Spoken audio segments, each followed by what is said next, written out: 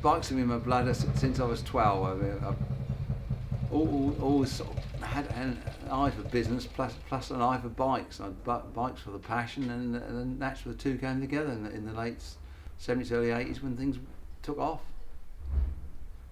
I'm Andy, as of Andy Tiernans Classics Limited. We've been here since the beginning of the very bad winter of '85. This was the old railway station, and we were just fortunate to find it as an ideal premises for doing bikes. We spent a long while titivating the place up to try and make it into a sort of usable site.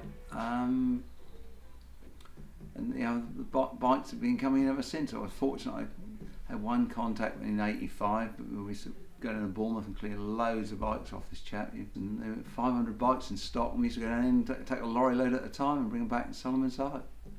We're buying in classic bikes, checking them over, doing the best to fix any faults that they've got, and then marketing them. On our own website usually.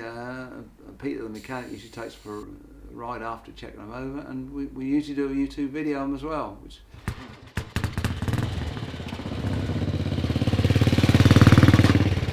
I don't generally import. I'm not an importer of bikes, but I've exported a lot. To Tokyo, I've got one guy in Tokyo, he just loves Triumph 650s.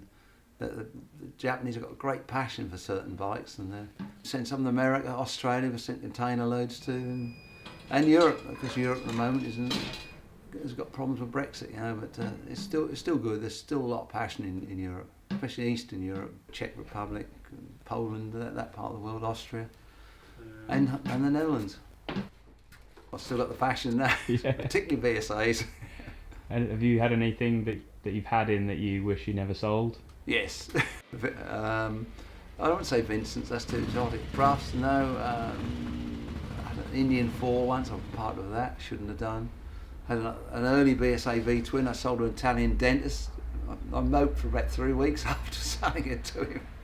But I met him 7 years later at a jumble, and he was in love with the bike, and so he'd taken my passion with him, which was good.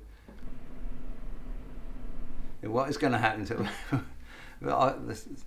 it's always difficult, and I've got a good friend that said, "What plans have you got?" We bump along from day to day. It's the thrill of finding the next bike. I mean, we found somebody last year with 130 bikes in his shed, and bought more or less the lot of him. So you're always busy, and tomorrow doesn't never seem to come. But it will do. Somebody will come along one day and they'll bowl Andrew out. That always happens, isn't it? Right. But yeah. One of our colleagues up in Hull, he's an old-time bike shop, Don, and he never gave up. He sold his shop to Tesco's and started another one in his late 70s.